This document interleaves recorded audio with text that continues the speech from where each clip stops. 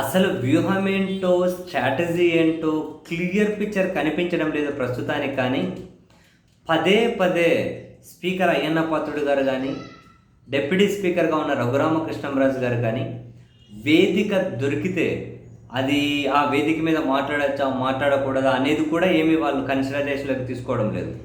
కానీ వేదిక దొరికితే మాట్లాడుతున్న మాటలు ఏంటి? జగన్ అనర్హుడిగా ప్రకటించాలి, 60 రోజులు రాకపోతే అనర్హుడిగా ప్రకటిస్తాం. పదే పదే పులివెందులకు ఉప ఎన్నిక వస్తుంది, పులివెందులతో పాటు మరో చోట 11 చోట్ల ఉప ఎన్నికలు వస్తాయి. వేదిక దొరికినాం.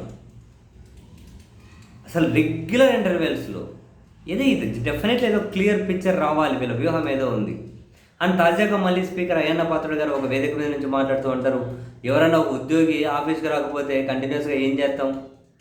జీతాలు ఇవ్వం, తర్వాత ఉద్యోగంలో నుంచి తీసేస్తాం.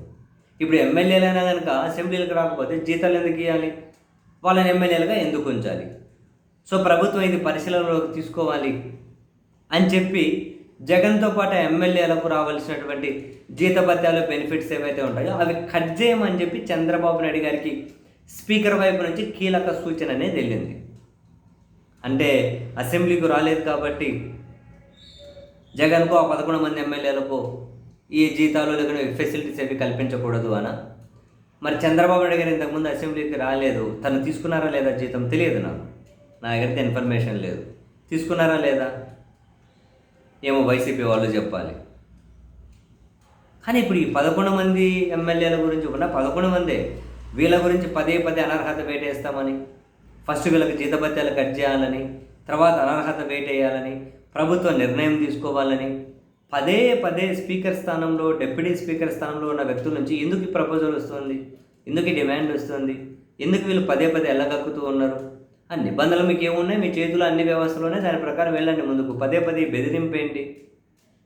ఈ బెదిరించడం ద్వారా వీళ్ళ వ్యూహం ఏంటి? సో ఏదో జనంలో నానేటట్లు చేసి తద్వారా ఏదో ఒక రాజకీయ వ్యూహాన్ని అయితే ఎగ్జిక్యూట్ చేయబోతూ ఉన్నారు. అదేంటి అనేది ఇంకా క్లియర్ పిక్చర్ తెలియడం లేదు, వీళ్ళ వ్యూహం ఏం ఆలోచిస్తున్నారు అని. నిజంగానే ఉప ఎన్నికలు కోరుకుంటున్నారా? ఉప ఎన్నికలు ఎదుర్కొనేంత ధైర్యం ఉందా? ఎదుర్కోవడానికి ఇంకేమైనా మార్గం ఉందా? మన పులిదల జెడ్పీటీసీల మార్గం ఉంది కదా, పులిదల జెడ్పీటీసీలో మన మార్గం ఏదో ఉంది కదా, అప్రజాస్వామిక మార్గం. మరి అటువంటి మార్గాలు ఏమైనా సిద్ధం చేసి పెట్టుకున్నారా? ఏదైనా అసెంబ్లీలకు ఉప ఎన్నిక వచ్చినా కానీ అక్కడ కానీ అదే మార్గం, అదే ఏమైనా ఆ విధంగానే ఎన్నికలు ఎదుర్కోవాలి అని మన పులిదల జెడ్పీటీసీ ఎన్నికలు ఎదుర్కొన్నారు కదా, అట్లనే ఎదుర్కోవాలని ఏమైనా మార్గం, బ్లూ ప్రింట్ ఏమైనా రెడీ చేసి పెట్టుకున్నారా? ఇప్పుడు ప్రభుత్వం ఉప ఎన్నికలు ఎదుర్కొనే అంత సంసిద్ధం ఉందా? అంత ధైర్యం ఉందా వాళ్ళకు? ప్రజలు వీళ్ళ మీద అంత పాజిటివ్ ఉందా అని నమ్ముతున్నారా వాళ్ళు? ఇవన్నీ కాదు. కానీ ఏదో వ్యూహంతోనే పదే పదే వీళ్ళు ఈ 11 మంది ఎమ్మెల్యేల మీద చర్యలు తీసుకోవాలని ప్లానా? బెదిరించి అసెంబ్లీకి రప్పించాలని ప్లానా? ఏం ఆలోచిస్తున్నారో తెలియాలి.